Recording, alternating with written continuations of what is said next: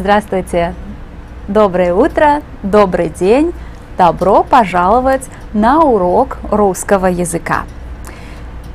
Итак, давайте начнем работать.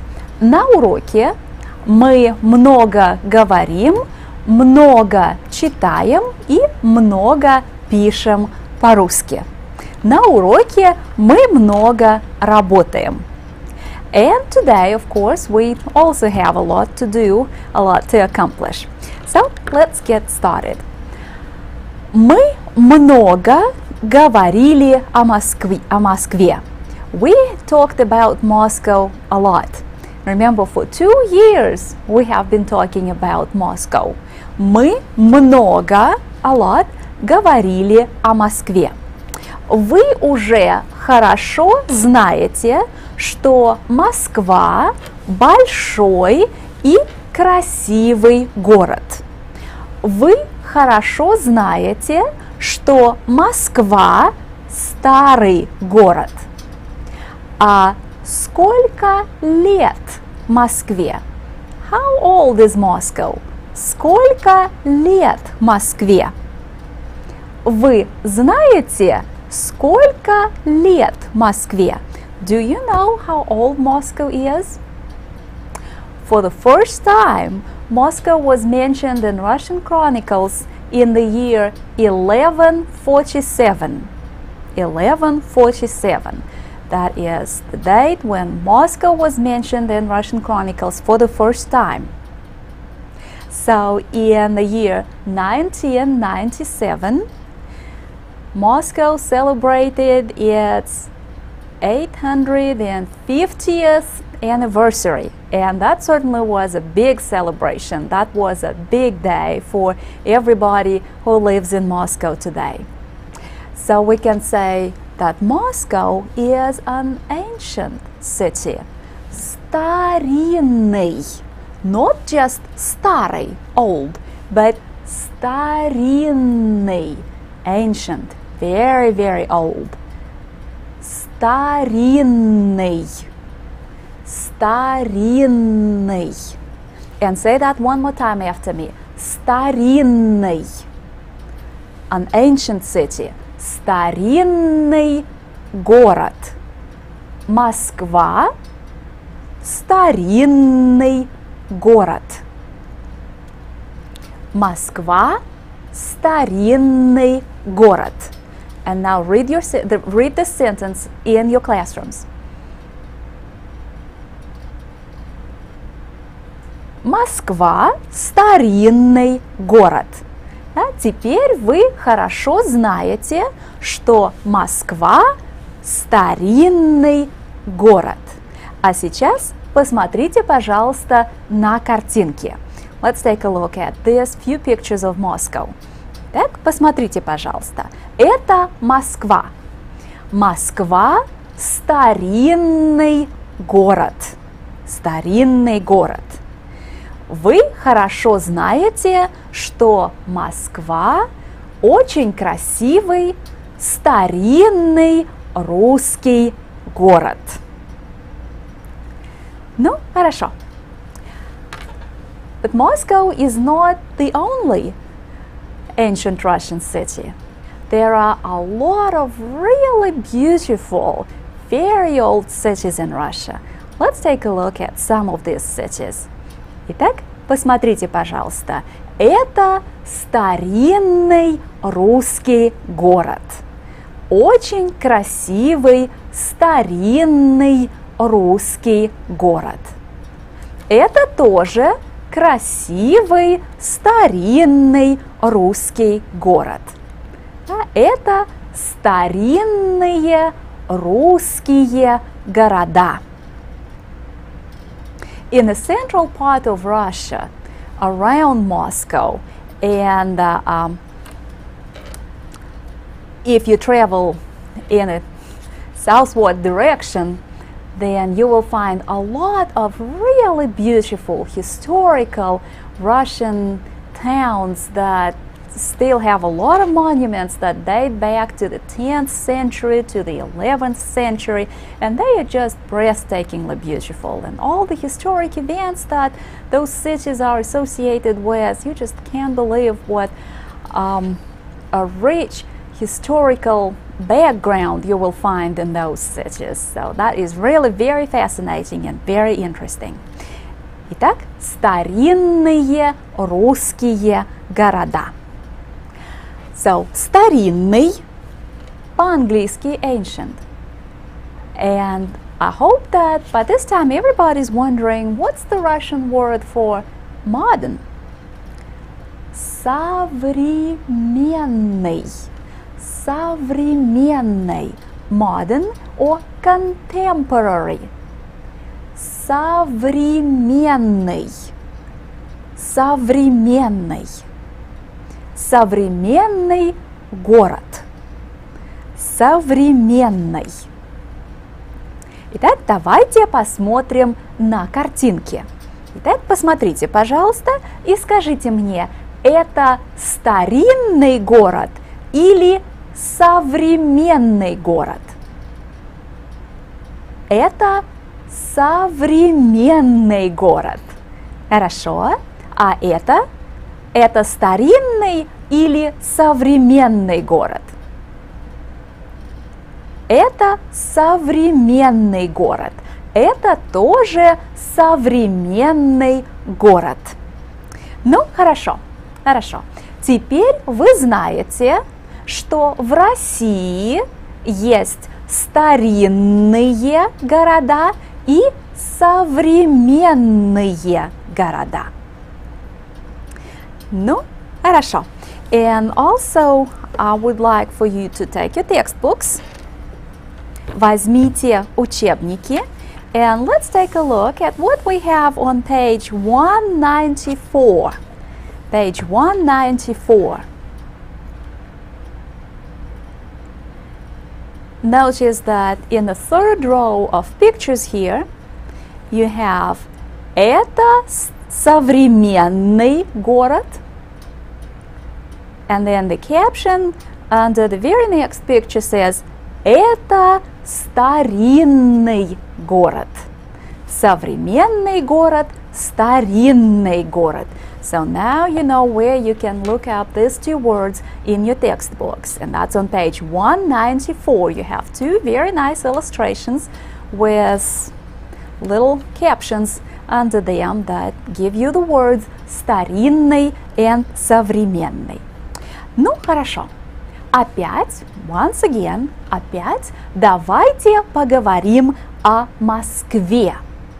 Вы хорошо знаете, что Москва – это старинный город. But so many people live in Moscow, and Moscow is constantly growing and changing and attracting more and more people. So it's quite modern in several aspects. So we can also say Москва – современный город. So a city can be старинный and современный at the same time. And that's what Moscow is like. So let's take a look at this sentence. Москва – старинный и современный город. Москва – старинный, ancient, и современный, modern or contemporary, город. Please go ahead and read this sentence out loud in your classrooms.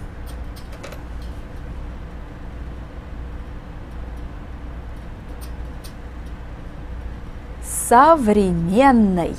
That word may be a little bit difficult to say in the beginning, but the more you practice with it, the easier it will be for you to handle this word. Итак, Москва – старинный и современный город. Хорошо.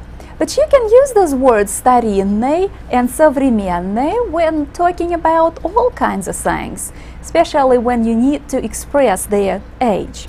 For example, with современный, you can talk about современная литература, contemporary literature.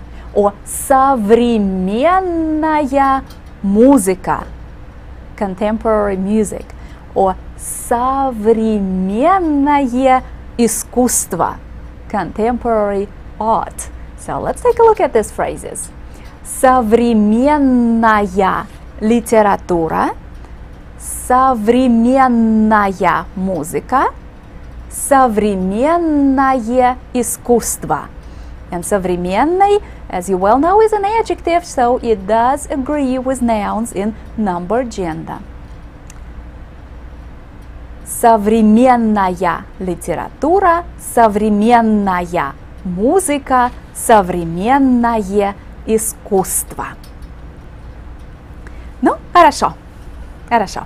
So we spent enough class time with старинный and современный. Let's move on to other things now. Let us continue the time theme of today's lesson, and we will talk about counting hours, minutes, and years. But let's begin with reviewing what we already know about expressing time, telling time. When we need to find out about time, what question do we ask? Который час? Который час? And then you remember that when it's 1 o'clock, we say сейчас час. 2 o'clock, сейчас 2 часа. And when it's 5 o'clock, we say сейчас 5 часов. So let's take a quick look at this.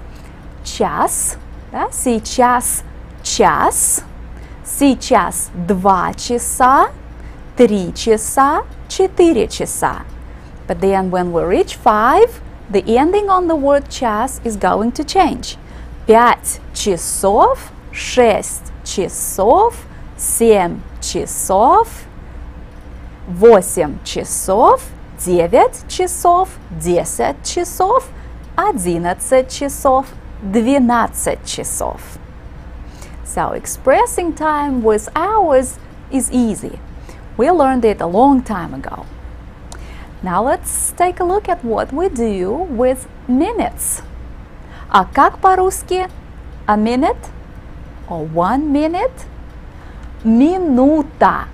Minuta. And notice this ending. Minuta.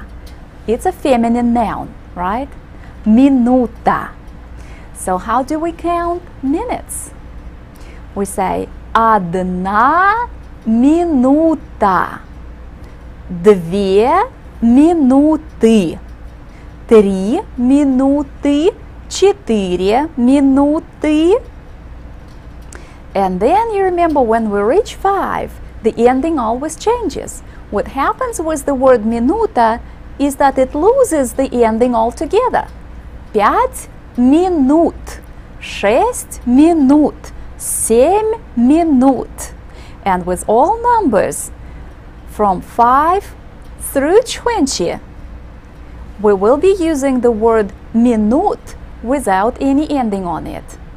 10 минут, 15 минут, 20 минут. Итак, одна минута. You remember that the Russian word один is not a number, it's a modifier, and it agrees with the noun in number and gender. Одна минута. Then the word два also has a special feminine form. 2 минуты. 2 минуты. 2 minutes. 2 минуты. 3 минуты. 4 минуты. 5 минут. 6 минут. 7 минут. 10 минут. 15 минут. 20 минут. Хорошо. Хорошо. And now let's practice. Let's practice using the word minuta with different numbers. Так, let's take a look at this. Так, посмотрите, пожалуйста. 6. How do we say 6 minutes? 6 минут. 6 минут. Хорошо. 15. 15 минут. 15 минут.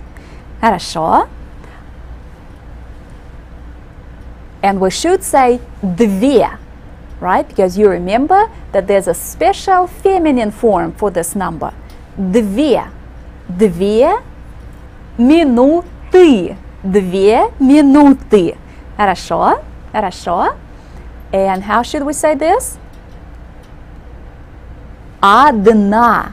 Again, we are working with minuta, which is a feminine noun. And you remember that один is a modifier. And it agrees in number and gender with the noun.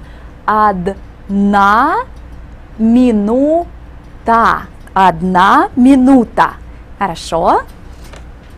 What do we do here? 21. 21. 21 минута. 21 минута. Хорошо. 23. 23 минуты. 23 минуты. And you know, when we are working with a multiple digit number, it's always the last digit that governs the noun that comes right after it. 23 минуты. 23 минуты. Хорошо. 25. 25 минут. 25 минут. Хорошо. 40 минут. 40 минут. 40 минут. Ну, хорошо. Хорошо. Да, теперь вы знаете, now you know, теперь вы знаете, что мы говорим 1 минута, 2 минуты, 3 минуты, 4 минуты, 5 минут. 5 минут. And it's very important for you to remember how to use the endings appropriately. 5 минут. Хорошо. Let's continue our practice, but this time I would like to make it a little bit tougher on you. Let's express times with hours and minutes. Итак, let's take a look at this. And you remember that when the Russian people write down the times, they use a period instead of a colon between hours and minutes. Okay? Итак, который час? Который час? Сейчас 2 часа 5 минут. 2 часа 5 минут. And notice that we aren't saying anything between numbers and minutes. 2 часа 5 минут. Хорошо? А который сейчас час? Который час? Сейчас 4 часа 20 минут. 4 часа 20 минут. Хорошо? Который час? Который час? 5 часов 1 минута. Сейчас 5 часов 1 минута. Хорошо? А сейчас? Который сейчас час? 10 часов 25 минут. 10 часов 25 минут. Хорошо? И давайте сделаем еще одно упражнение. Который час? Который час? 3 часа 23 минуты. 3 часа 23 минуты. Ну, хорошо. Молодцы. Хорошо. Вы хорошо работаете. Сегодня мы много говорим и много читаем по-русски. Сегодня мы делаем упражнения. Ну, хорошо. Молодцы. So we can express time with hours, we can express time with minutes, we can count hours, we can count minutes. And now let us move on, and we're still working on the time theme. Let's learn how to count years. And our textbook will help us a good bit here. We are now on page 197. Page 197. And by the way, we уже изучаем урок номер 11. Мы изучаем урок номер 11. Урок номер 11. And we are interested in section 11.5.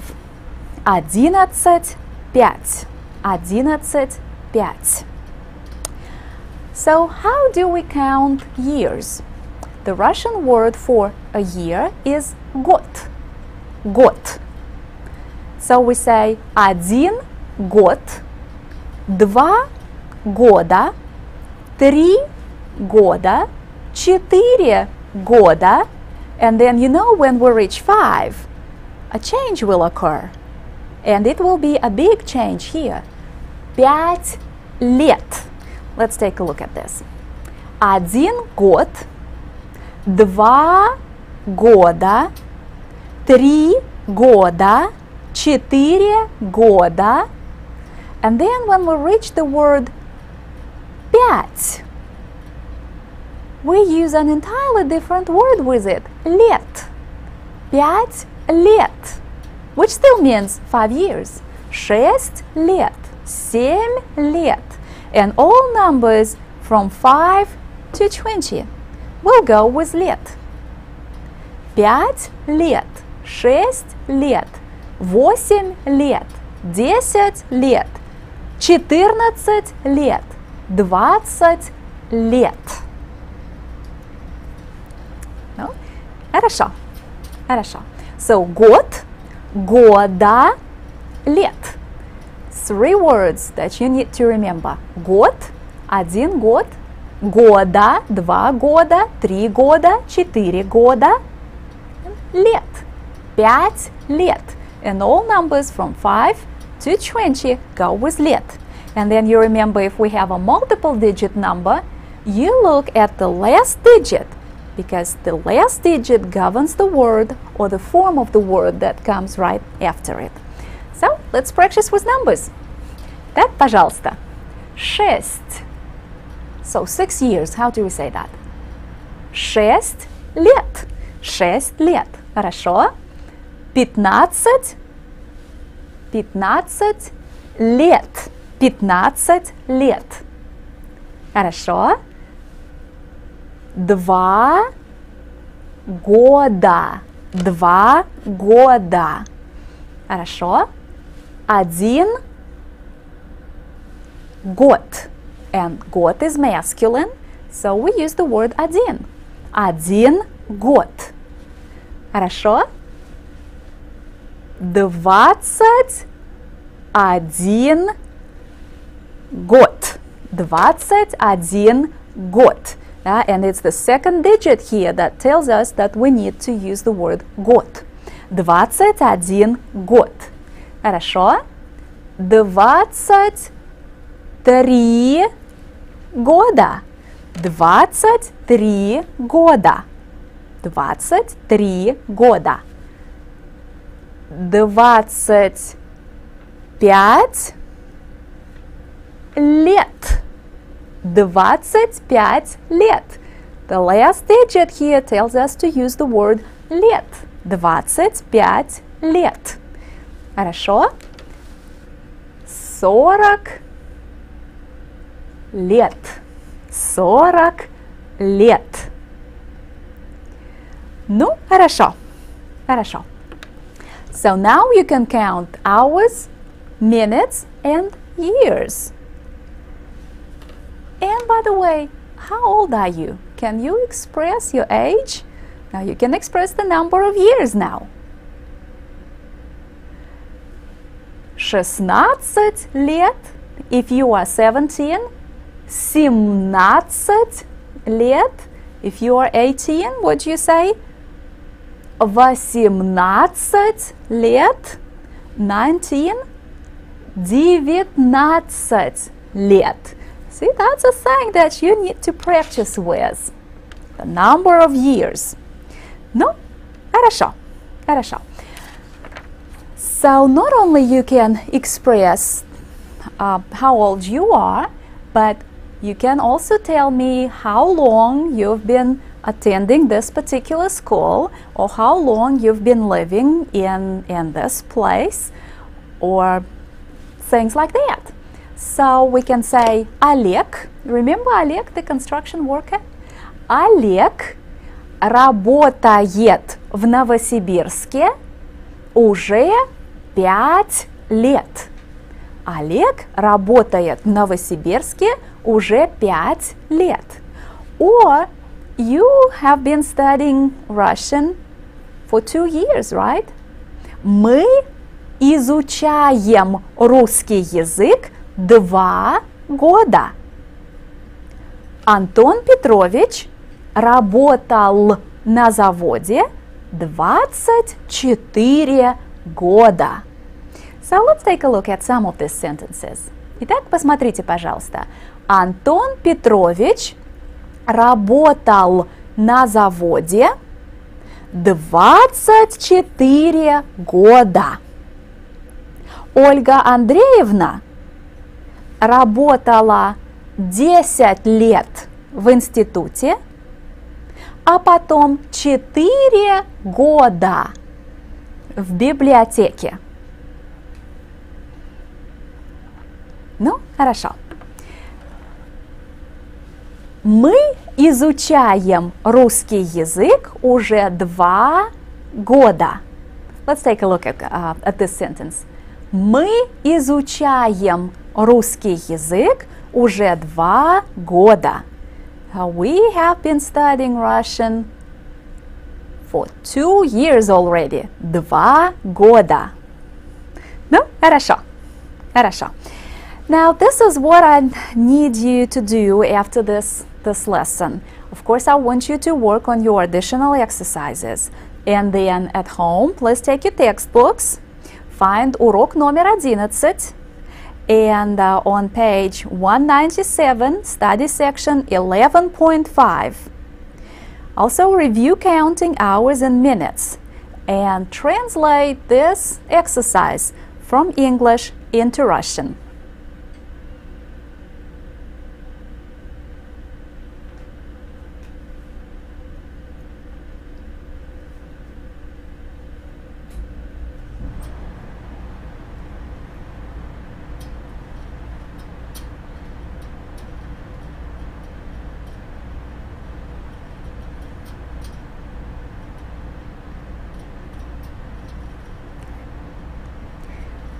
Ну, хорошо. Хорошо. So work on counting hours, minutes, and years, and complete the translation exercise that will supply you with plenty of practice with counting all these time units. Ну, хорошо. Большое спасибо и до свидания.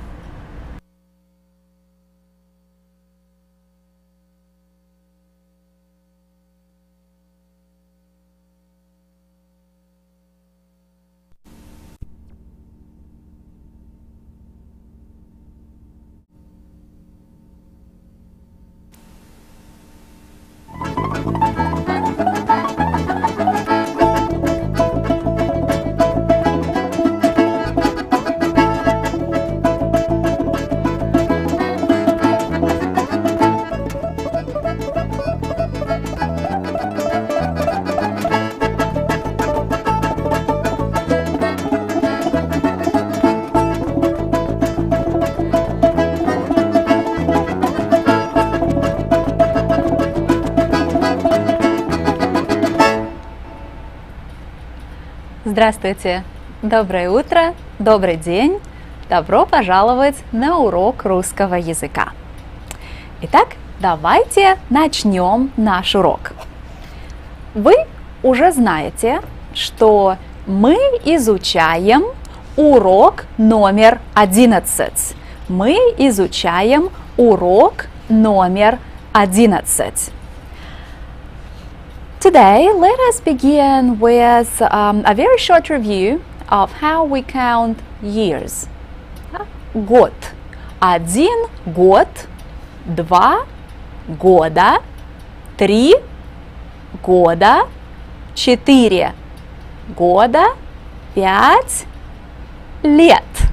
Let's take a very quick look at this. Итак, посмотрите, пожалуйста. 1 год, 2 года, 3 года, 4 года, 5 лет, 6 лет, 7 лет, 10 лет, 12 лет, 15 лет, 20 лет. Now all numbers from 5 through 20 go with лет. And then when we deal with a multiple digit number higher than 20, we need to look at the last digit. And the last digit will govern the word that comes right after it. 21 год, 23 года, 25 лет. So let's practice. Давайте сделаем упражнение. Итак, посмотрите, пожалуйста. 22 года. Да? 22 года. Хорошо. 35. 35 лет. 35 лет. Хорошо. А сейчас 41. Да? 41 год. 41 год. Хорошо. 54. 54. And you remember it's the last digit that dictates the form of the word that comes right after it. 54 года. And it's 4. That tells us that we need to use года. 54 года. Хорошо? Be careful now. Be careful. 12 лет. 12 лет. Remember all numbers from 5 through 20. And 12 definitely falls within this category. All numbers from 5 through 20 go with лет. And it's only after 21 that the rule about the last digit kicks in.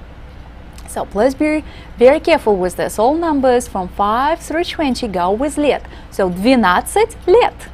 10 лет, 11 лет, 12 лет, 13 лет, etc.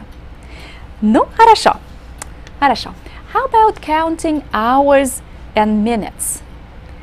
Let's begin with hours. Say 1 час, 2 часа, 3 часа, 4 часа, 5 часов. And the same rule is working here. All numbers from 5 through 20 go with часов. And then starting at 21, 21, you need to look at the last digit to determine what word to use after that. 21 час, 22 часа, 25 часов. Хорошо? Do you remember how to count minutes? Одна минута, 2 минуты, 3 минуты. Let's take a quick look at this. 1 минута. And you remember that один is a modifier and it agrees in number and gender with the noun that comes after it. Одна минута. Две. We have a special feminine form for this word. 2 минуты. 3 минуты. 4 минуты. And then when we reach 5, again we have to change the ending. 5 минут. 6 минут. 7 минут. 10 минут. And all numbers from 5 through 20 go with минут.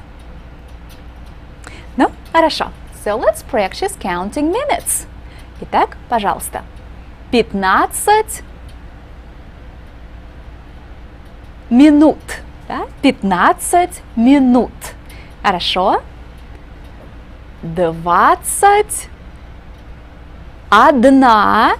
Remember, minuta is a feminine noun, and we always have to be aware of this. 21 минута. 21 минута. Хорошо? 34 минуты. 34 минуты. Хорошо?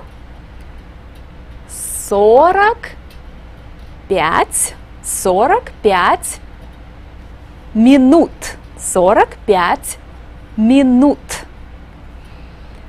52. Again, we have to use the feminine form. 52 минуты. 52 минуты. I know this is not easy. That's why we have to practice so much. Хорошо. And now let's practice expressing time. Так, посмотрите, пожалуйста. Посмотрите на часы. На часы. И скажите мне, пожалуйста, который час? Который час? Сейчас 2 часа 15 минут. Сейчас 2 часа 15 минут. Так, а сейчас? Который сейчас час? Сейчас 5 часов 4 минуты. Сейчас 5 часов 4 минуты. Хорошо, а сейчас? Который сейчас час? 4 часа 21 минута. Сейчас 4 часа 21 минута. Хорошо. А сейчас который час? 6 часов 35 минут. Сейчас 6 часов 35 минут. И давайте сделаем еще одно упражнение. Который час? Который час? 3 часа. Сейчас 3 часа 23 минуты. Сейчас 3 часа 23 минуты. Ну, хорошо, молодцы. Я знаю, что это трудное упражнение. That was a very difficult exercise. But still we have to practice, practice and practice with these things. Это трудное упражнение. Ну, хорошо, хорошо. Итак, мы изучаем урок номер 11. Мы изучаем урок номер 11. Сейчас возьмите учебники, pick up your textbooks. Урок номер 11, раздел 11.1. Today we will take a look at section 11.1. Раздел 11.1. And what's the title for this section? The special modifier этот, это, эти. Now I want you to follow me very, very closely. I want to take you back in time when we just started learning the Russian language, and the first thing that we learn to do is to identify things around us. This is a book, this is a briefcase, this is a letter, this is a newspaper, etc., etc. Remember when we were just learning to identify things? Это книга, это книга, это журнал, это письмо, это газета, это ручка, это карандаш, это учебник. And all these sentences were begun with the word это. Let's take a look at this. Это газета. That this is a newspaper. So the word это means this is. This is how we start the sentences that help us identify things. Это газета. Это газета. This is a newspaper. Хорошо. Well, today we are going to learn something which is quite different. We are going to learn how to say this newspaper, this particular newspaper, or this magazine, this very textbook, this book, this pen, this pencil, this very pencil, not any other pencil. So, and the modifiers will look somewhat similar to the word это, but they will be different. And please don't get confused here. We are learning how to say this book, this magazine, this pen, this pencil. And to express this in Russian, we have to take a look at the modifier этот, which means this. And I mentioned the word modifier. And a little light immediately should go, should flash in your brain. You hear modifier, and you know modifiers and nouns do what? They agree in number and gender, and we are talking gender again. So let's take a look at what happens here. Этот журнал. Этот журнал. This magazine. Журнал is masculine and the modifier ends in a consonant. Это газета. Это газета. Газета is feminine and the modifier ends in a. It agrees in number and gender. Это газета. Это письмо.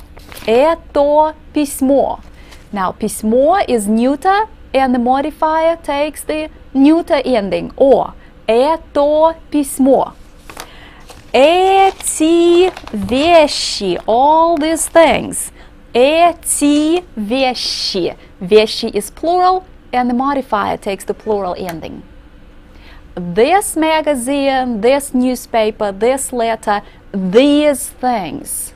We are working with the special modifier этот. Этот журнал, эта газета, это письмо, эти вещи. Хорошо. So let's practice a little bit. Итак, we are working with the modifier этот. Газета. How do we say this newspaper? Это газета. Хорошо. Журнал. Этот журнал. Книга. Это книга. Карандаш. Этот карандаш. Ручка. Это ручка. Письмо.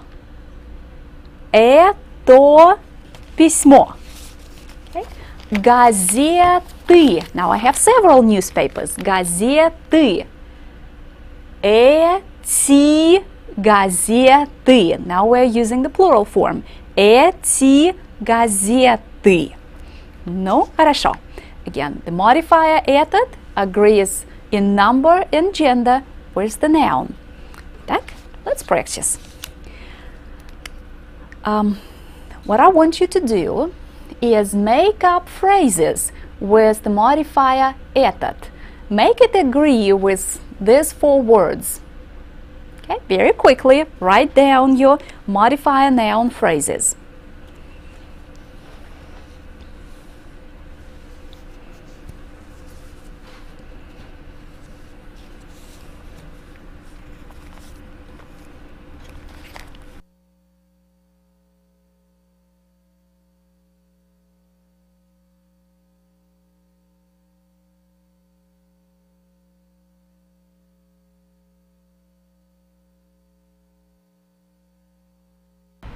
Ну, хорошо. Хорошо. So you had enough time to write down these 4 phrases. Let's take a look at them. Так, рубашка. Рубашка is feminine. The modifier comes with the feminine ending. Это рубашка. This shirt. Да? Пальто. Это пальто. You make it neuter. Это пальто. Костюм is masculine. Now we're using этот, which is the masculine form. Этот костюм. And then we have фотографии. Photographs. Фотографии. Да? Эти фотографии. Эти фотографии. Ну, хорошо. Хорошо. Итак, этот, the masculine form. Это feminine, это neuter, and эти plural. Да? Эти фотографии. Ну, хорошо. Хорошо. Now let us move on to the next modifier. Our next modifier is один. Один. And you know, we have already talked about один час, 1 hour. But how do we say 1 minute? Одна минута. Одна минута. So we are already familiar with how один works with different nouns. Один час, одна минута. And look, I have only 1 letter. Одно письмо. Одно письмо. So let's take a look at один. Итак, один час. Один час. Одна минута. Одно письмо. And now I'm going to say something that may sound contradictory. The word один also has a plural form, одни, одни. And when we use the plural form, what we really mean is alone or only. Like I can say одни книги. Одни книги, and it means that I only have these books and nothing else. No newspapers, no magazines, just the books. So один, одна, одно, одни. Один час, одна минута, одно письмо. And одни, when used in the plural form, means alone or only. Хорошо. Хорошо. Итак, let's practice. 1 newspaper. Одна газета. Хорошо. 1 letter. Одно письмо. 1 magazine. Один журнал. Один журнал. And now please pick up your pens or pencils. And again, I would like for you to write down sentences, to write down these phrases. we are practicing with the use of the modifier один.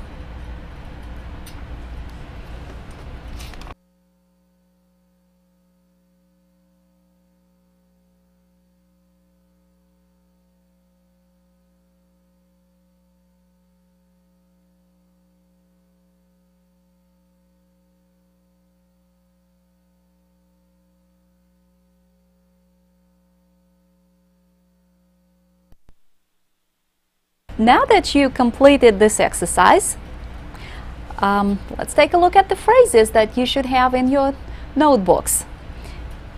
Платье. This is a neuter noun. So one dress. Одно платье. You use the neuter form with a neuter noun. Одно платье. Машина is feminine. Одна машина. One car.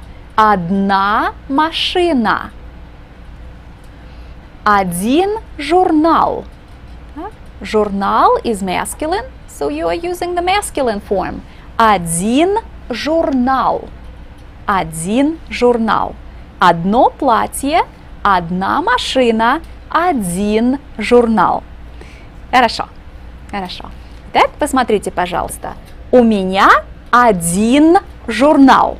Один журнал, одно письмо и одна газета.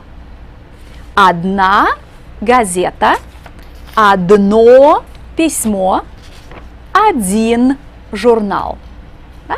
У меня есть одна ручка и один карандаш. Хорошо. Хорошо. And now let's go ahead and learn one more modifier. And the same principle will apply here as well. Modifiers agree with nouns in number and gender. We are looking at section 11.2 and our new modifier is весь. Весь. Весь means all or whole. Like the whole thing. The whole newspaper, the whole magazine. Весь. Весь журнал, вся газета, все письмо, or all these things. Все вещи. Again, весь also has a masculine, feminine, neuter, and plural forms. And you can see these forms in your textbook. Да? Весь, вся, все, все. So let's take a look at this. Итак, посмотрите, пожалуйста. Весь журнал. This whole magazine is about Russia. Весь журнал о России. Вся книга. The whole book. Вся книга. Все письмо. Все письмо. Все вещи. And I can say all these things are mine. Все вещи мои. Да? Все вещи. Весь, вся, все, все. Все вещи. And again, please pick up your pens or pencils and your notebooks. And let's work on the following exercise. This time we are making up phrases with весь.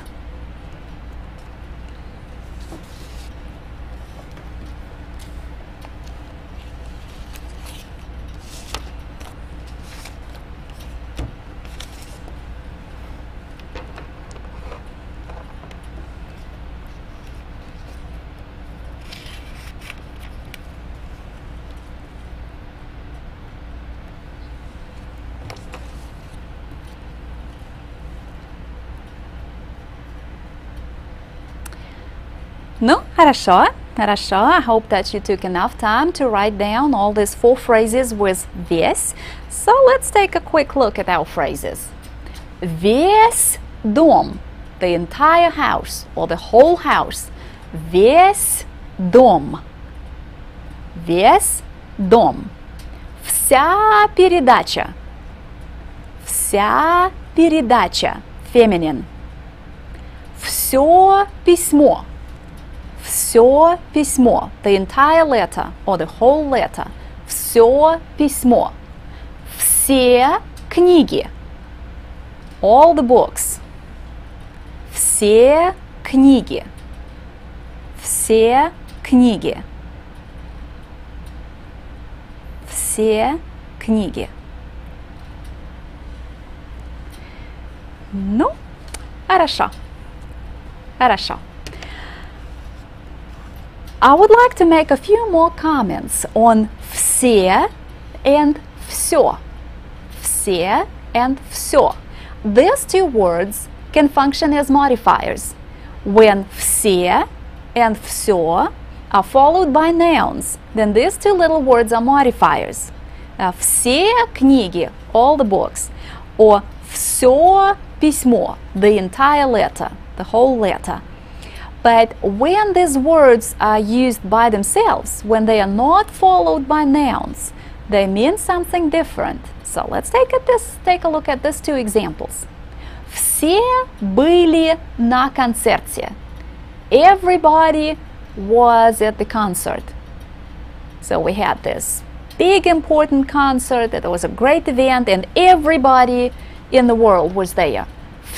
Все были на концерте. When the word все is used by itself, it means everybody. Все были на концерте. And then there's this nice Russian expression все хорошо. Everything is okay. Все хорошо. Все хорошо. It's all right. It's okay. Все хорошо. When все is used by itself, it means everything.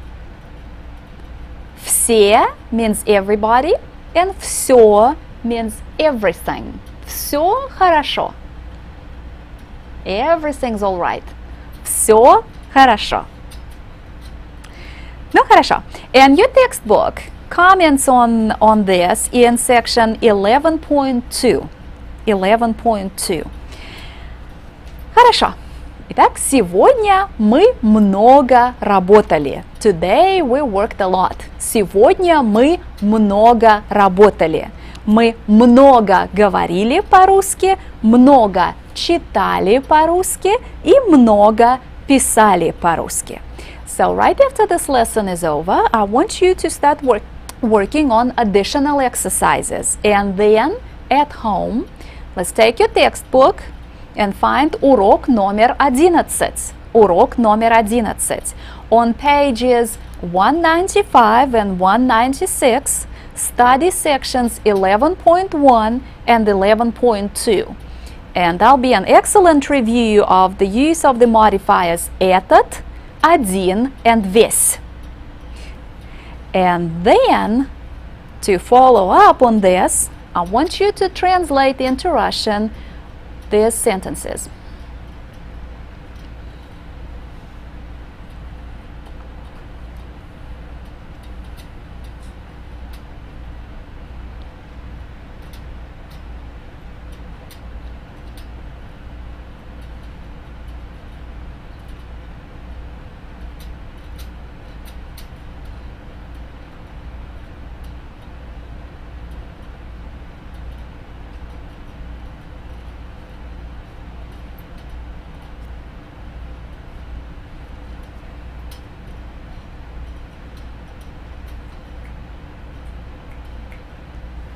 Okay, ну, хорошо, хорошо.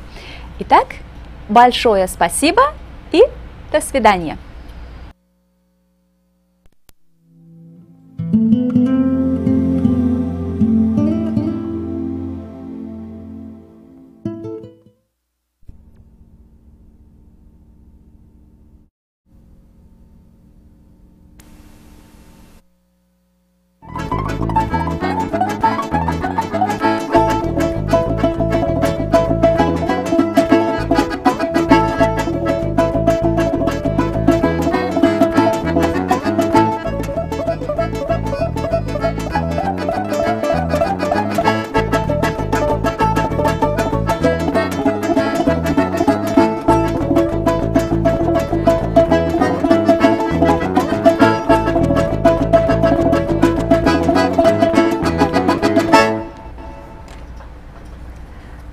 Здравствуйте!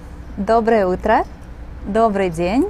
Добро пожаловать на урок русского языка! Итак, как всегда, на уроке мы много работаем. Мы много говорим по-русски, много читаем по-русски и много пишем по-русски. Today, let us begin with a very short review of what we learned with you during our preceding lesson. And as you remember, we were talking about special modifiers and how they agree with nouns in number and gender. We worked with the modifiers этот, один, and весь. Well, let's begin our review with этот. Этот. Итак, это газета.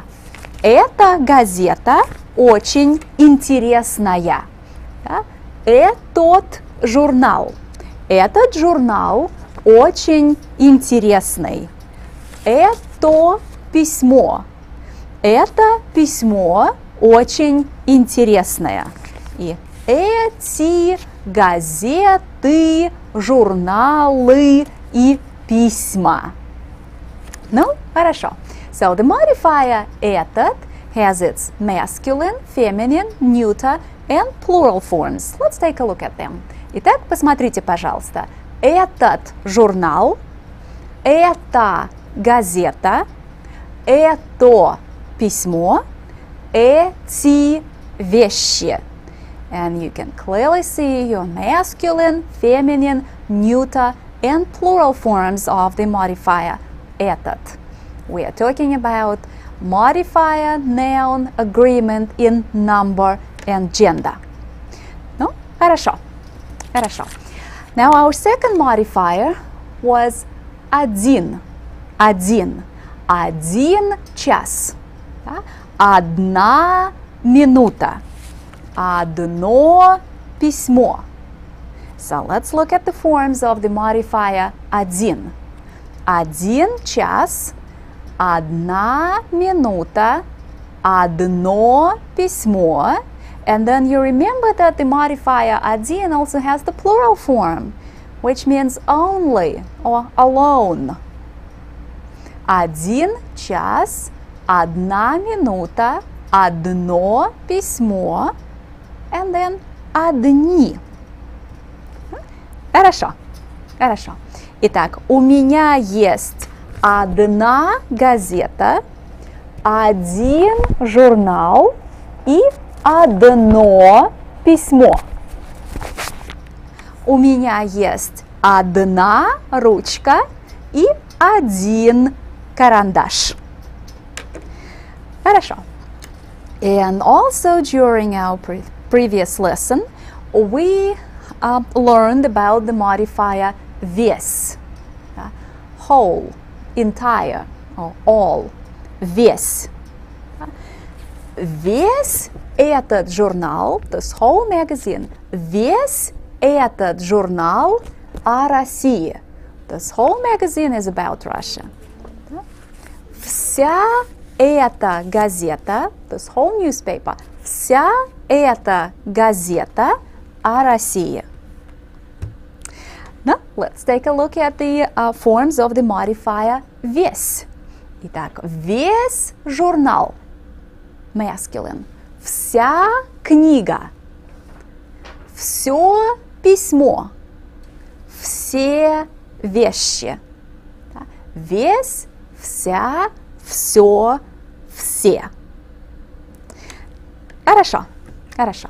And you know that you can always find this material in your textbook in sections 11.1 and 11.2. Да, мы изучаем урок номер 11. Урок номер 11. Хорошо. А сейчас возьмите ручки или карандаши и давайте сделаем упражнение. Давайте сделаем это упражнение. Итак, посмотрите, пожалуйста. What I want you to do is translate these two sentences from English into Russian.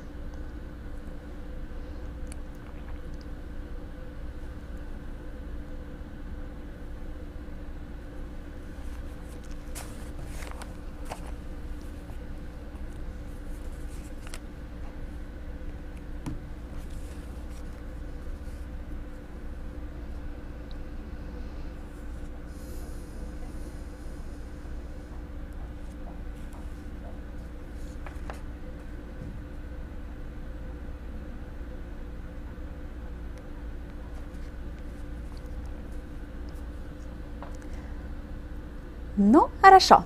Хорошо. I hope that everybody is ready with your Russian version of these two sentences. Let's take a look at this. Итак, посмотрите, пожалуйста. This young man speaks French. Этот молодой человек, this young man, этот молодой человек говорит по-французски. Человек, man, is a masculine noun. So we say этот молодой человек, this young man. Этот молодой человек говорит по-французски. This young lady plays tennis well.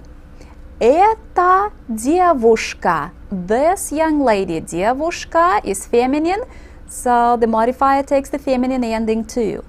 Эта девушка хорошо играет в теннис. This young lady plays tennis well. Эта девушка хорошо играет в теннис. Ну, хорошо. Молодцы. So now we can say this newspaper, this magazine, this movie, this TV show, this friend of mine, etc., etc. But we still are limited in terms of what we can express with these modifiers. Well, let's go ahead and solve this problem. Today we are going to learn how to use modifier noun phrases in the accusative case. So after today's lesson, you will be able to say in Russian, I read this book. Well, I know your brother. We saw our teacher at the theater. Please wait a minute. Or I read your entire letter. In these examples that I have just given you, the modifier noun phrases such as your brother, this entire letter, are in the accusative case. They appear as direct objects. Now, of course, our textbook is going to help us here quite a bit. So please find section 11.3. And we are on page 196. Page 196, section 11.3. 11.3. Раздел 11.3. The accusative case of special modifiers. And also, in your textbook, there is a very nice chart that gives you all the modifiers, all special modifiers and possessive modifiers in the accusative case. And now I want you to find it. We are on page 192 and page 193. At the bottom of page 192, find the sentence that says Вот идет мой брат. And then there are several columns of phrases right under that sentence. So this is the chart that I'm talking about. This chart gives you the accusative modifiers. Okay, and now I want you to follow me very closely. Very closely. Again, look at this chart. We are studying the first column, and our first phrase is мой дом. Мой дом. What kind of noun is дом? It's masculine. But is it animate or inanimate? Inanimate. And what do we know about masculine inanimate nouns in the accusative case? Do they change? No, they don't change. They stay the same. And if a noun stays the same, the modifier doesn't change either. The modifier remains the same. Modifiers agree with nouns in number, gender, and case. Now there's a triple agreement. Number, gender, and case. And the general rule is, if a noun changes its form in the accusative case, then the modifier is going to change too. But if a noun stays the same, then the modifier will remain the same too. So, in the modifier-noun relationship, the noun leads and the modifier follows. So if a noun changes, the modifier has to change. If your noun stays the same, then the modifier stays the same as well. Now I want everybody to follow me very closely here. Again, we are working with masculine inanimate nouns and their modifiers. We are on this first column here. So, мой дом, твой дом, его дом, ее дом. And now we are on page 193. Наш дом, ваш дом, их дом, этот дом, один дом, весь дом. No change for masculine inanimate nouns and their modifiers. Журнал is another good example of a masculine inanimate noun. So, я читаю журнал. I'm reading this particular magazine. Я читаю этот журнал. Let's take a look at this sentence. Я читаю этот журнал. This phrase is in the accusative case, but nothing changed because this noun is a masculine inanimate noun and these nouns don't change. Я читаю этот журнал. Again, masculine inanimate nouns do not change in the accusative case and their modifiers remain the same. Хорошо. So everything is easy with masculine inanimate nouns since they do not change. But how about masculine animate nouns such as брат, друг, инженер, учитель, сосед? They do change, right? Remember, from the previous unit in the textbook, we learned that masculine animate nouns take the "a" ending in the accusative case. Брата, друга, инженера, учителя, соседа. And if a noun changes, then the modifier is going to change too. So let's take a look at this example. Мы знаем, we know, мы знаем этого инженера. We know this engineer. Инженера. In the accusative case, this noun received the "a" ending, and it means that the modifier has to undergo some change.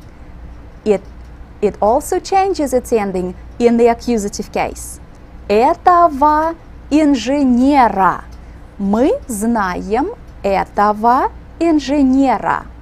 Now let's see what the textbook tells us. We are on the second column on page 192. Моего сына, that's how мой сын changes in the accusative case.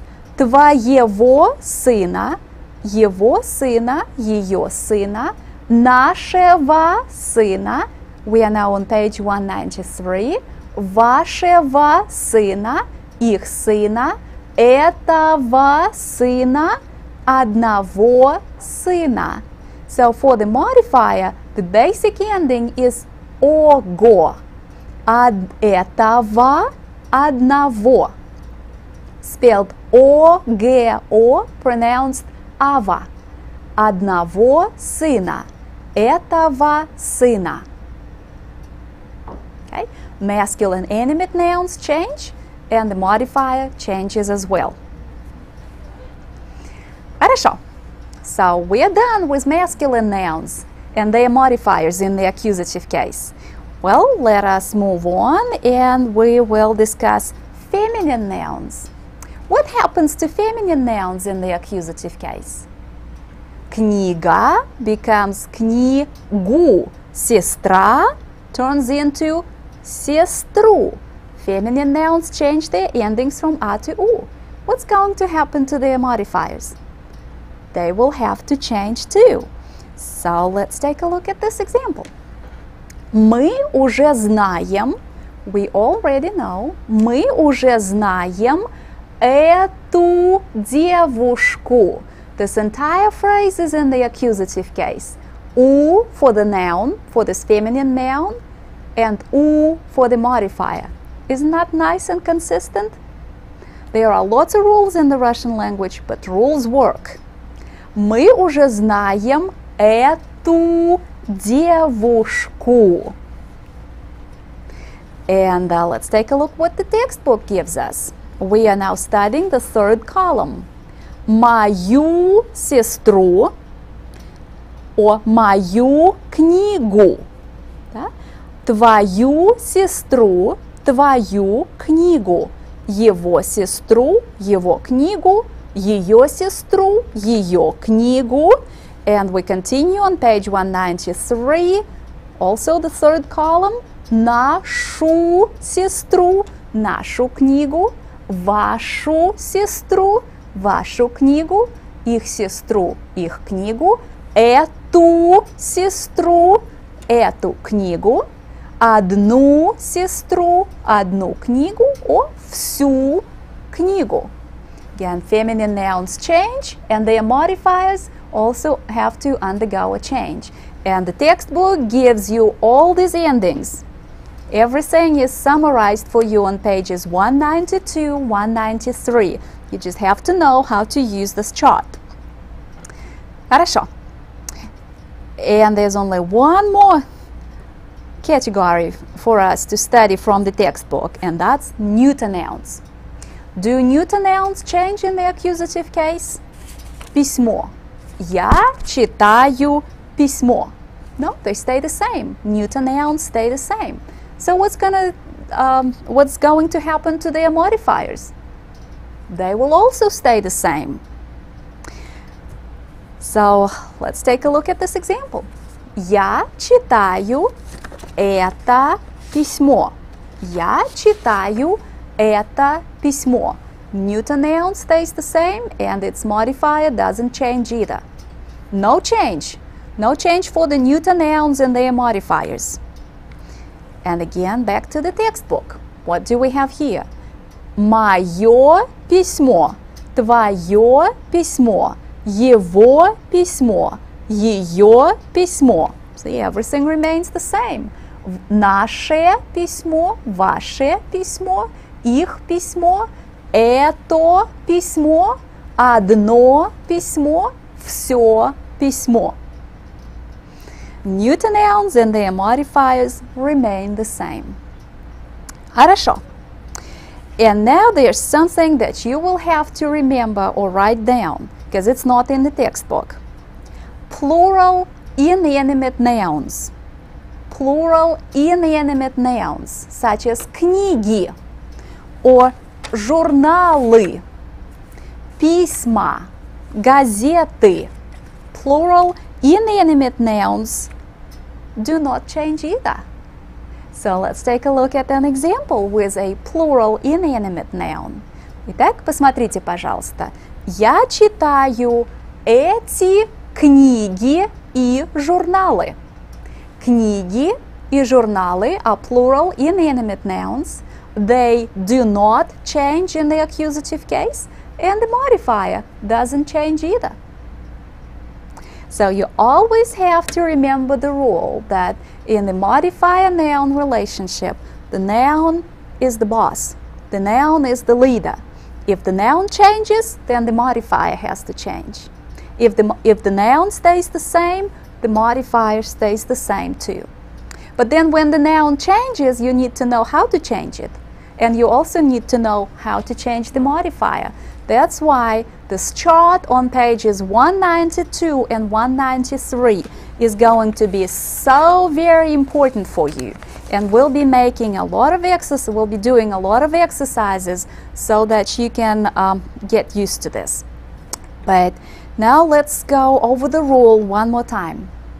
Modifiers and agree with nouns in number, gender, and case. Triple agreement in number, gender, and case.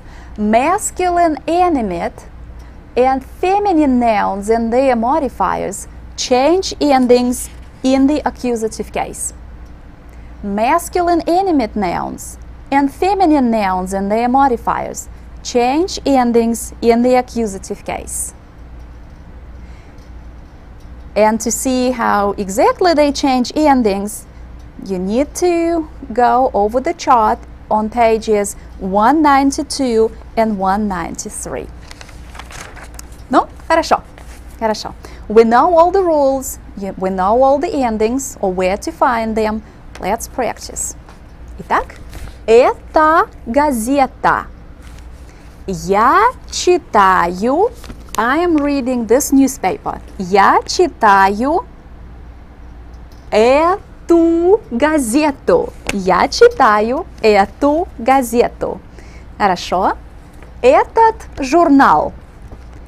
Я читаю этот журнал. Хорошо. Это книга. Я читаю эту книгу. Я читаю эту книгу. Это письмо. Я читаю это письмо. Эти газеты и журналы. Я читаю эти газеты и журналы. Я с удовольствием читаю эти газеты и журналы. Хорошо, а сейчас возьмите ручки или карандаши и давайте сделаем упражнение. I want you to very quickly put the following phrases into the accusative case. So write down the accusative case forms of these phrases.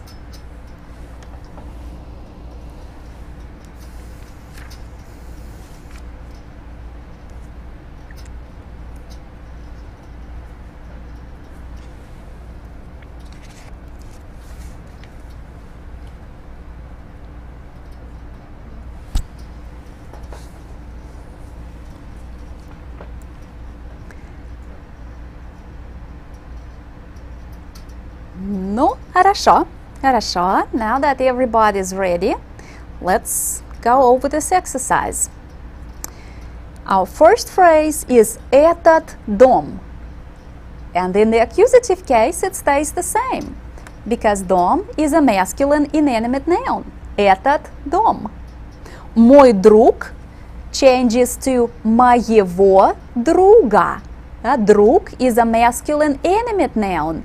In the accusative case, it receives the I ending, and this is the accusative form of мой for those cases when it accompanies a masculine animate noun. Моего друга. Моего друга. Твоя сестра should change to твою сестру. The noun changed, the modifier changed. Твою сестру. Одна минута becomes одну минуту. Одну минуту. Feminine.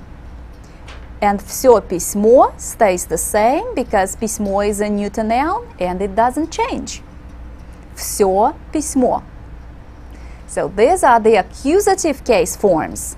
Этот дом моего друга, твою сестру, одну минуту, все письмо. Хорошо. And now that we know the accusative case of одна минута, 1 minute, we can learn how to say please wait a minute. Let's take a look at this. Подождите одну минуту. Please wait a minute. A minute is in the accusative case here. Подождите одну минуту. Подождите одну минуту. The Russian people like to take advantage of this wonderful ability of the Russian language to form new words by adding suffixes. And in most cases, instead of saying «подождите одну минуту», the Russian folks would say «подождите одну минуточку». Please wait one tiny little minute. Минуточку has a diminutive suffix on it. As if by adding a diminutive suffix on a word, you can shrink a minute. Подождите одну минуточку. Wait just one tiny little minute for me. Подождите одну минуточку. Well, this really does the trick because it makes the sound less imperative. You're pleading with someone instead of just telling them to wait. Подождите одну минуточку. Please wait a minute. Подождите одну минуточку. Хорошо. Хорошо. But there's one more exercise that I would like for you to do. You know, masculine inanimate nouns are sometimes difficult to handle, so I want you to take a minute and work on the accusative case forms of these phrases.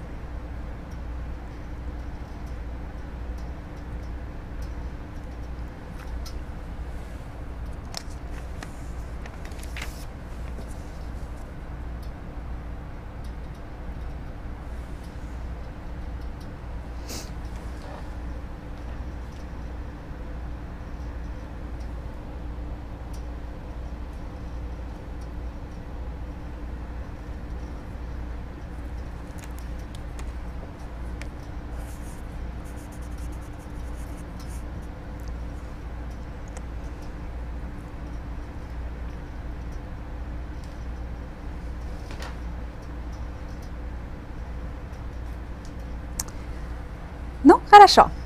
Хорошо. This was excellent practice with masculine animate nouns in the accusative case. So let's take a look at the answers here. Мой папа in the accusative case changes to моего папу. You remember папа is a masculine noun with the a ending. A always changes to u. But the modifier has to show that it accompanies a masculine animate noun, so it has to carry the masculine ending. Моего папу. Моего папу. Now, дедушка is another example of the masculine noun that ends in u, in a. So in the accusative case, it becomes у. Его дедушку. And ее муж changes to ее мужа.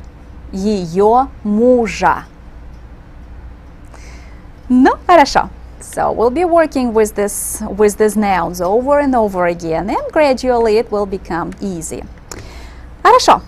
So right after this lesson, I want you to pull out your additional exercises sheets and start working on those exercises. And at home,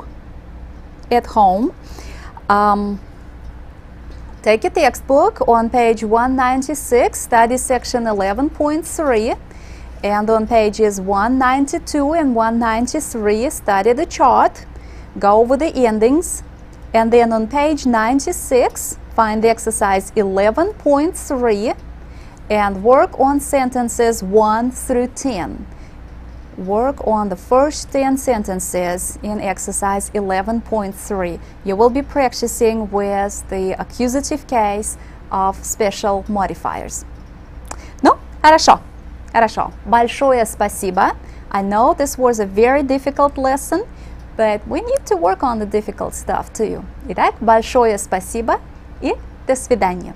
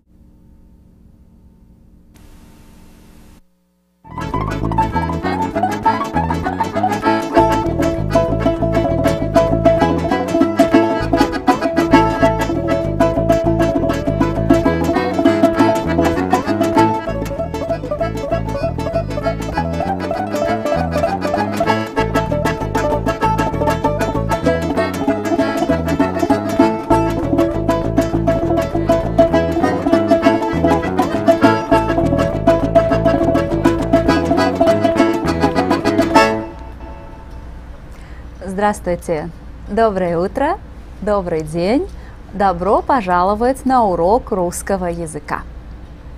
Ну, хорошо, давайте начнем работать. Let's get down to work. Well, we have been studying about the modifier noun agreement. And you remember that modifiers and nouns agree in number, gender, and case. We learned how to use modifiers or modifier noun phrases in the accusative case. And you remember that in the accusative case, if a noun changes, then the modifier changes too. If the noun stays the same, then the modifier remains the same. It doesn't change. So the noun leads and the modifier follows. So let's practice with these few objects that I have on my desk. Итак, посмотрите, пожалуйста. Эта газета очень интересная. Каждый день я читаю эту газету. Я читаю эту газету. Этот журнал очень интересный. Я с удовольствием читаю этот журнал. А вот письмо. Я с удовольствием читала это письмо. Я с удовольствием читала это письмо. Я люблю читать газеты и журналы. Я читаю эти газеты и журналы. Ну, хорошо. So you remember that in the accusative case, we have to be very careful with masculine inanimate numbers and feminine nouns because they change endings, right? Masculine animate nouns receive the I ending. Feminine nouns change their endings from I to O. So these two groups of nouns change their endings in the accusative case, and it means that their modifiers change their endings too. So let's take a look at this rule. Modifiers agree with nouns in number, gender, and case.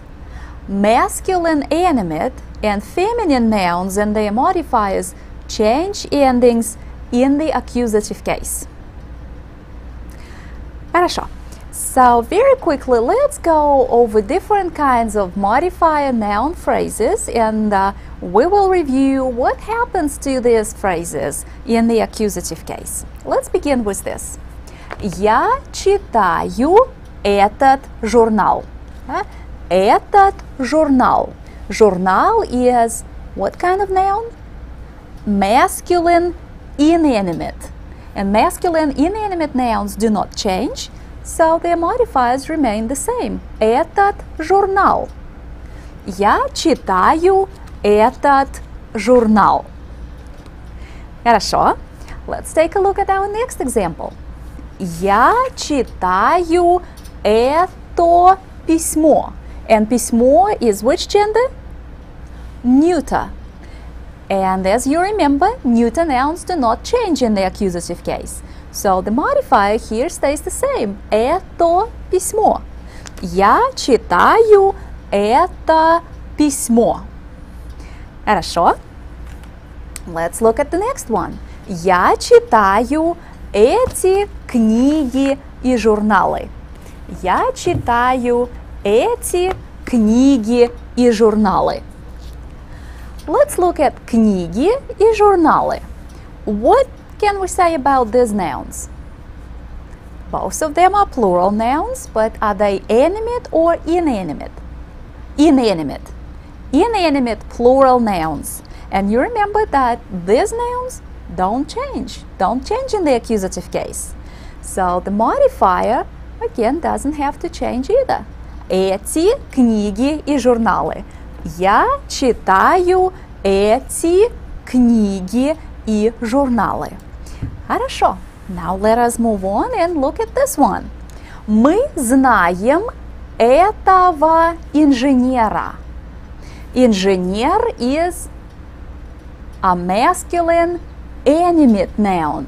And you remember that in the accusative case, these nouns receive the I ending. Инженера. The noun changed, and the modifier has to change too. Этого инженера. Masculine animate accusative. Мы знаем этого инженера. Хорошо. And let's look at one more example. Мы уже знаем эту эту девушку. Again, девушка is a feminine noun, right? Young lady. Девушка is feminine, and it changed the ending to u, which means that the modifier that accompanies this noun will also have to change the ending. Эту девушку. Мы уже знаем эту девушку.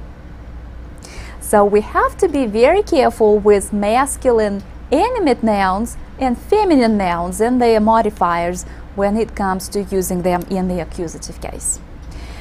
And where can you find all the endings that you need to remember? In your textbook on pages 192 and 193, there's a nice chart that gives you all these modifier noun phrases. And you know, in the first column you find masculine inanimate nouns and their modifiers in the accusative case. Then in the second column we have examples with masculine animate nouns, then with feminine nouns, and in the fourth column here you have examples with neuter nouns. So please remember about that chart on pages 192 and 193. Ну хорошо, а сейчас давайте сделаем упражнение. Возьмите ручки или карандаши, и сейчас мы сделаем упражнение. We are practicing with the accusative forms of modifier noun phrases. So this is what I want you to do. I want you to write down the accusative forms of these phrases. Remember that you are working on these phrases in the accusative case. So very quickly write down these phrases.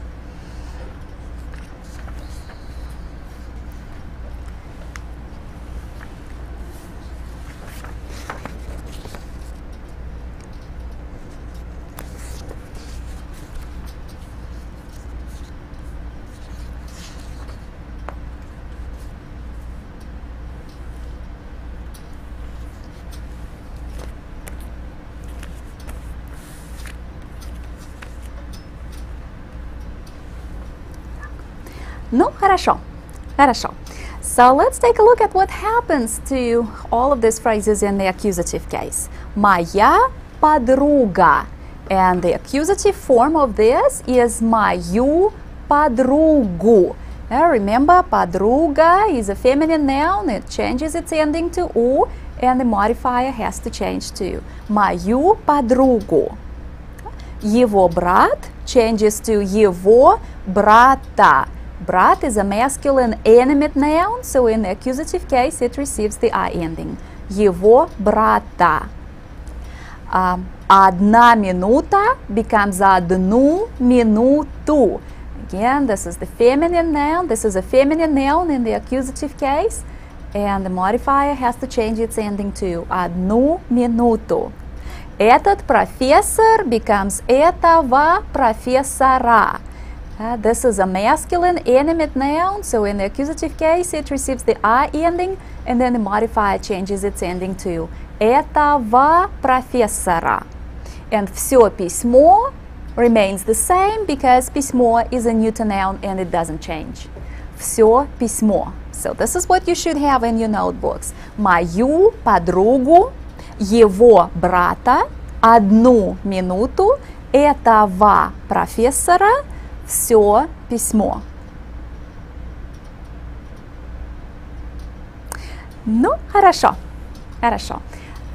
Again, keep working with that chart on pages 192 and 193 in your textbooks. In this exercise that we have just completed, we came across the phrase одну минуту. In the accusative case, одну минуту. And do you remember how we say wait a minute? Let's look at this. Подождите одну минуту. Now wait a minute. Подождите одну минуту. And you remember that instead of минуту, the Russian people always use, or very often use a diminutive form of this word. Минуточку. Подождите одну минуточку. Минуточку has a diminutive suffix in it, and it makes this sound a little bit less imperative. Подождите одну минуточку, пожалуйста. Подождите, пожалуйста, одну минуточку. Please wait a minute for me. Да? Подождите, пожалуйста, одну минуточку. Can you say that? Минуточку. Минуточку. Подождите, пожалуйста, одну минуточку. Ну, хорошо. Хорошо. All this material is summarized for you in section 11.3. And I did ask you to study that section, and I hope that you really did. Well, 11.3, the accusative case of special modifiers. We will move on to something else now, but we are not leaving accusative modifiers because we do use them for quite a few purposes. Our next topic for discussion is phrases that express duration of time. We are talking about phrases like for a long time, all evening, all Saturday, for 3 years, etc., etc. These phrases express the duration of time. They tell us how long a certain action or state lasted. And in our textbook, we are now looking at section 11.6, раздел 11.6. Мы изучаем урок номер 11, раздел, section, раздел 11.6. Remember, not so long ago, we talked about counting hours, minutes, and years. And now we are going to utilize all this knowledge. We will be using all this knowledge to express duration of time, to express how long something lasted. Let's take a look at these examples. Нина говорила по телефону 25 минут. Nina talked on the phone how long? 25 minutes. Нина говорила по телефону 25 минут. Максим смотрел телевизор how long? 2 часа. Максим смотрел телевизор 2 часа. So, in each of these sentences, we have a phrase that expresses the duration of time, the amount of time that the action lasted. Nina talked on the phone for 25 minutes, and Maxim watched television for 2 hours. Nina говорила по телефону 25 минут. Максим смотрел телевизор 2 часа. When we need to find out how long a certain action or state lasted, we start with how long or how much time. Сколько времени? Сколько времени? How much time or how long? Сколько времени? Сколько времени Нина говорила по телефону? Or сколько времени Максим смотрел телевизор? Хорошо. Now listen carefully to my questions. Сколько времени вы читали этот журнал? Сколько времени вы делали уроки? Сколько времени вы смотрели телевизор? Сколько времени вы делали это упражнение? And if a certain action lasted a long time, then we just say долго, for a long time, долго, for a long time, долго. And isn't this nice that this Russian expression is so much shorter than the English phrase? Долго, for a long time, a while.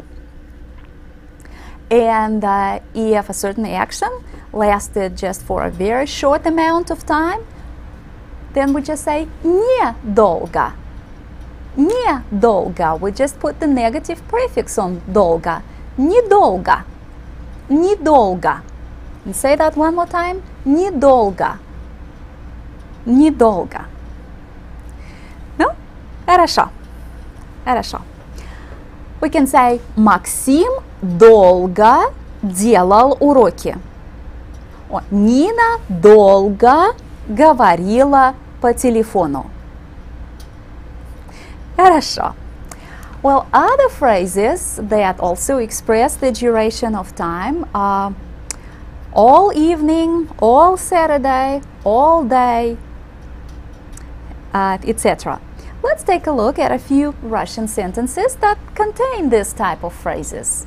Let's begin with Мы отдыхали весь день. What are we saying?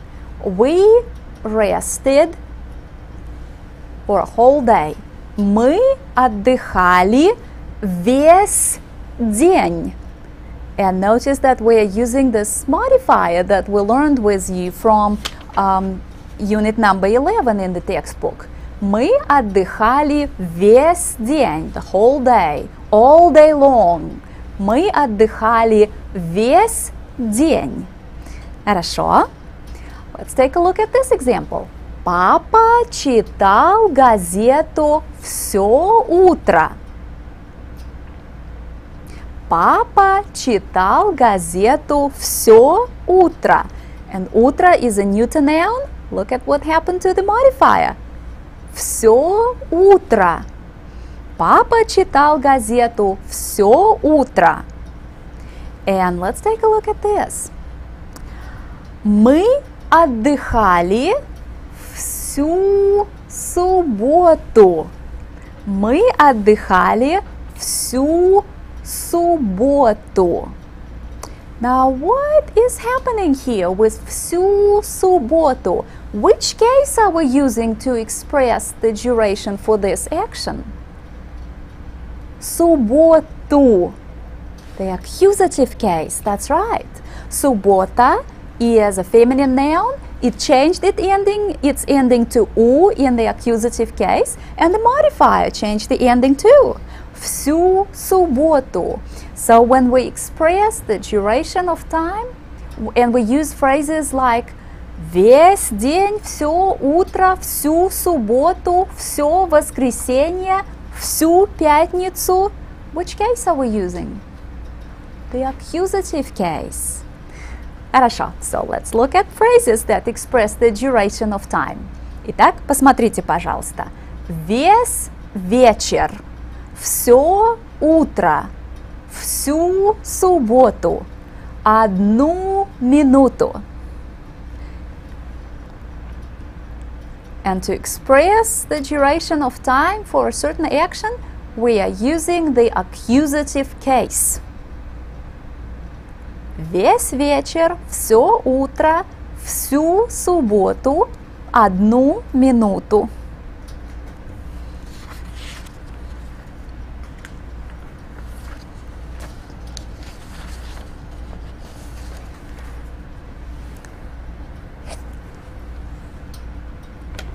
Хорошо, хорошо. Let's look at section 11.6 in the textbook. Раздел 11.6. 11.6. Let's go over the examples here. Сколько времени вы читали эту книгу? Недолго, только 5 часов. Недолго, только 5 часов. Only 5 hours. It didn't take me a long time. Только 5 часов. Сколько времени Маша смотрела в окно? Сколько времени Маша смотрела в окно? Она смотрела в окно 10 минут. Хорошо. Мы работали всю субботу. And now we know that we are using the accusative case. to express the duration of time here. Всю субботу. Хорошо. Давайте сделаем упражнение. Давайте сделаем упражнение. Упражнение 11.6. Упражнение 11.6. Let's look at what we are supposed to do here. We should answer the questions using the phrases in parentheses. The first question is, вопрос номер один. Сколько времени вы гуляли в лесу? Let's take the first phrase in parentheses and compose our answer. Итак, мы гуляли в лесу. We walked in the woods. Мы гуляли в лесу 2 часа. Let's take the next phrase. 5 часов. So give me your answer with 5 часов. Мы гуляли в лесу 5 часов. Хорошо. Let's take весь вечер. Мы гуляли в лесу весь вечер. And let's use вся суббота. Мы гуляли в лесу всю субботу. Remember about the use of the accusative case to express duration of time? You have to change your endings here. Всю субботу. Мы гуляли в лесу всю субботу. So we have to be careful here. Ну, хорошо. А сейчас возьмите свои ручки или карандаши и давайте сделаем упражнение. I want you to very quickly translate these sentences from English into Russian.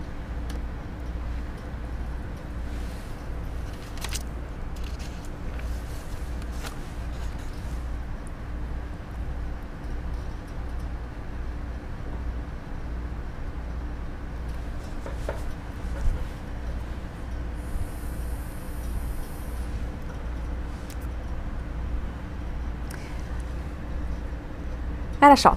I hope that everybody is ready with the Russian version of these sentences. Let's go over it. John watched TV all evening. Джон смотрел телевизор весь вечер. All evening. Джон смотрел телевизор весь вечер. I worked on my homework for 2 hours. Я делал уроки 2 часа. Я делал уроки 2 часа. And you remember that wait a minute is подождите 1 минуту. Or if you would like to sound more idiomatic, you would say минуточку. Подождите 1 минуточку. But remember about using the accusative case to express the duration for this action.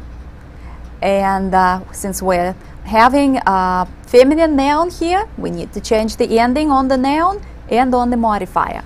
Подождите 1 минуточку. Ну, хорошо. Хорошо. Again, I need to remind you that this material is in section 11.3. That's the accusative case of special modifiers, and then the duration of time is in section 11.6. And we use the accusative case to express the duration of time when it comes to using phrases like all evening, all day, all morning, all Friday, etc., etc. Хорошо. And let's spend the remaining class time by reviewing the vocabulary of lesson 11. Let's look at this word. Старинный. Как по-английски старинный? Старинный. Ancient. Старинный. Да, старинный город. Старинная музыка. Хорошо. Let's look at this word. Как по-английски современный? Современный. Modern or contemporary. Современный город. современная музыка, современное искусство, modern or contemporary. Хорошо. Let's take a look at a few pictures, of different cities, and I want you to tell me whether they are ancient cities or modern, contemporary cities. So let's begin with this. Итак, скажите, пожалуйста, какой это город, старинный или современный? Это старинный город. А это, какой это город? Это современный город. Хорошо. Какой это город? Это тоже современный город. А это, какой это город? Это старинный город. Старинный город. Хорошо. А сейчас посмотрите на эту картинку. Это Москва. Это Москва. Вы знаете, что Москва старинный город. Но мы тоже знаем, что Москва современный город. So it is possible for a city to be both старинный and современный at the same time. So let's read this sentence. Москва старинный и современный город. Read it out loud in your classrooms. Хорошо. Москва старинный и современный город. Давайте посмотрим на эту картинку. Это Новосибирск. Это город Новосибирск. Новосибирск – большой современный город. So let's read the sentence about Новосибирск. Новосибирск – большой современный город. Ну, хорошо. Хорошо. So right after this lesson, please start working on your additional exercises, and then at home, take your textbook, find урок номер 11, and on page 197, very thoroughly study section 11.6. On page 193, I want you to study the chart and the examples. And then on page 196, work on exercise 11.3, and your sentences are 11 through 20. So you will be finishing exercise 11.23. Okay? Ну, хорошо. Хорошо. Сегодня мы много работали, и большое спасибо. До свидания.